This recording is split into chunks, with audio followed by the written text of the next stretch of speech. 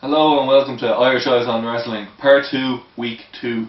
Today we're going to talk about the fallout of Hell in a Cell. I'm Carl Sherlock, at Carl Sherlock on Twitter. I'm Chris Sherlock, at Chris Sherlock on Twitter. It's 2 weeks, 2 days in a row, man. You've done that 2 days in a row. Stop putting me off. I keep forgetting about Twitter.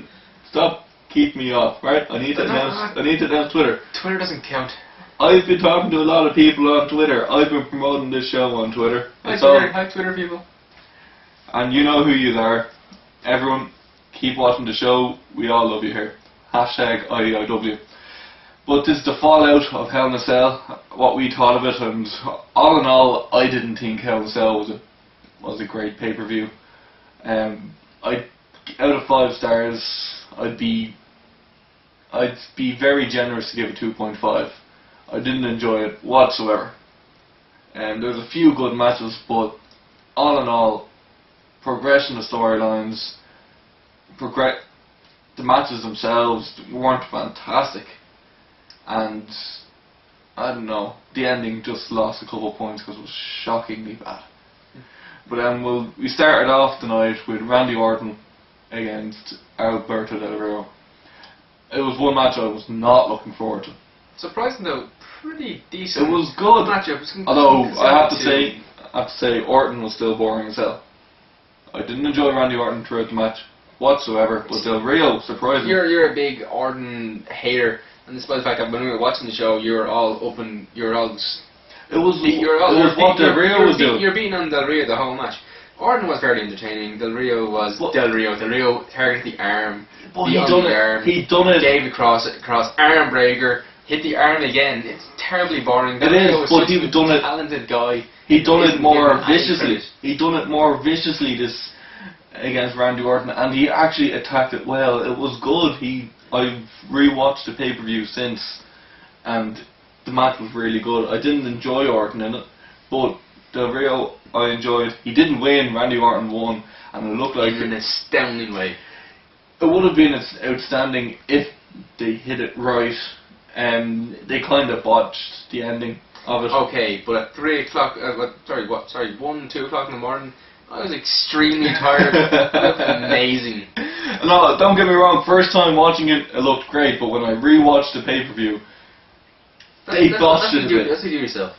Don't really watch a pay-per-view. I need to rewatch it. Just enjoy it. I need to rewatch the pay-per-view. When you're tired and nonsense, that looked great. So you need to be tired and not know what's going on to enjoy this product. Exactly. Have you ever watched a John Cena match?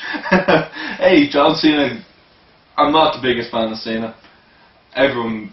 5 moves of doom. I know, yes, I completely agree with that, but I don't know, when he's put in the ring with good people, example, Punk. CM Punk. Edge. CM Punk makes a match.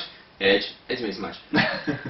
Daniel Bryan, he hasn't really fought Daniel Bryan much, but Daniel Bryan makes a match. That's just in general, Daniel Bryan's fantastic. Big lover of Daniel Bryan here. Big lover of Hell No. Yes. Yes. I can see the red hair again. Full tribute to Team Hell No this week.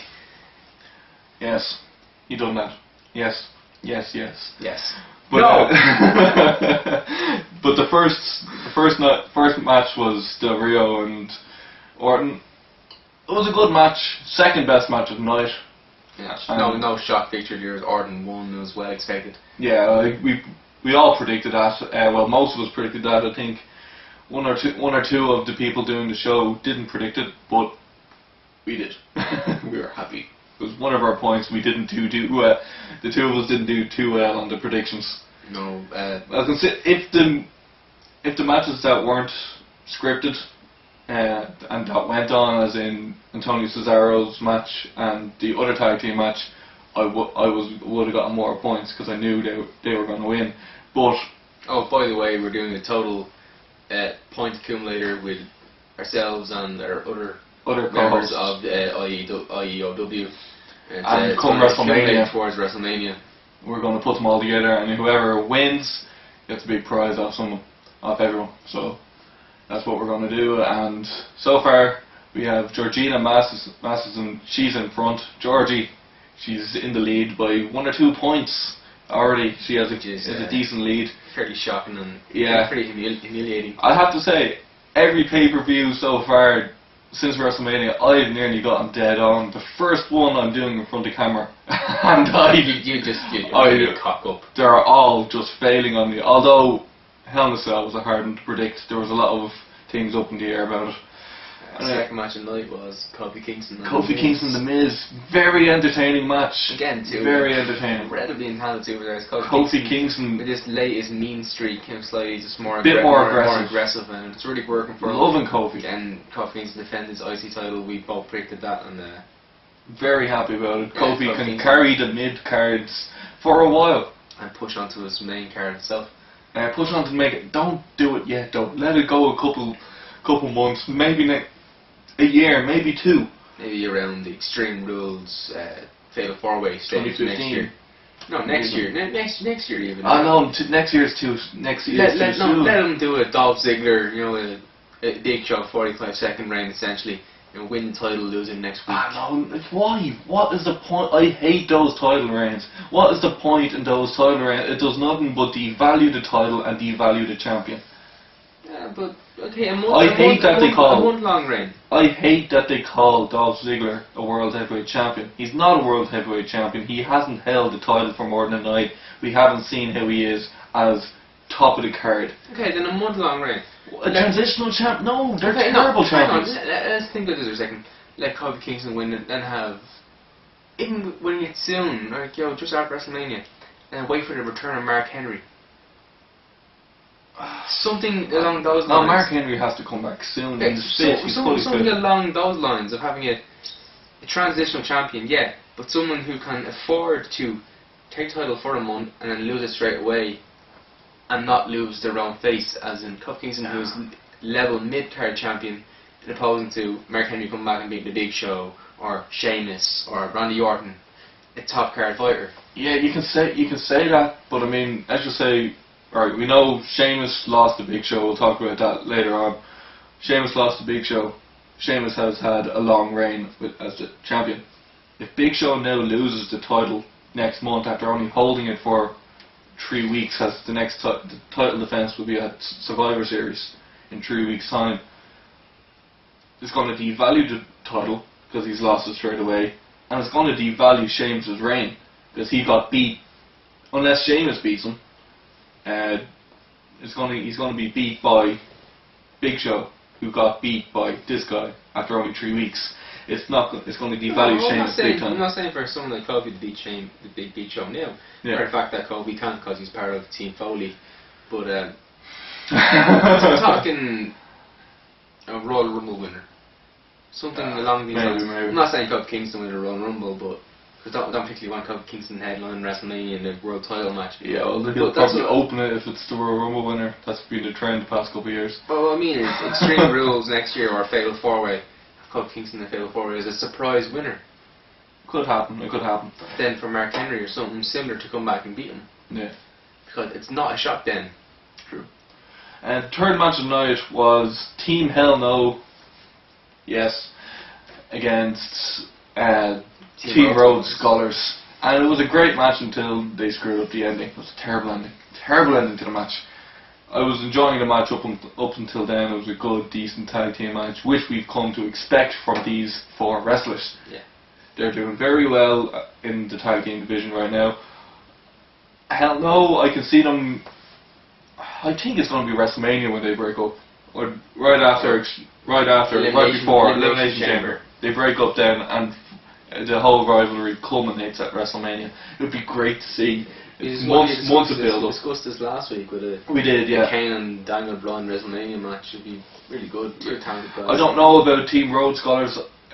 They're both of them. They're great, talented single stars, and I want to see them both in single wrestling.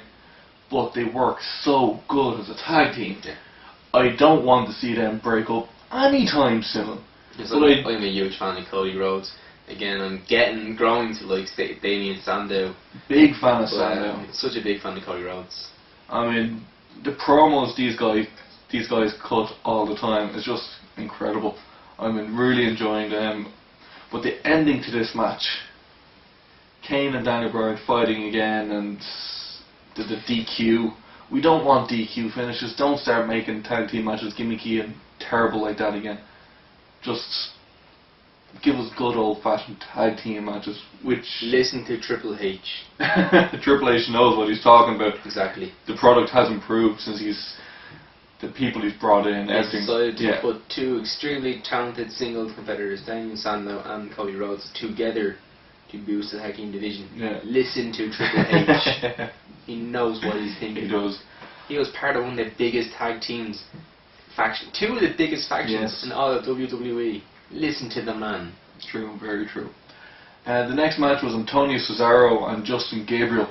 It was an entertaining match. Pretty good match. You know, it was never going to be 5 stars, this match. I'm a big fan of Cesaro. And Cesaro is very entertaining. Gabriel's entertaining. Gabriel, he's the guy to be there in the mid card if they want a decent match.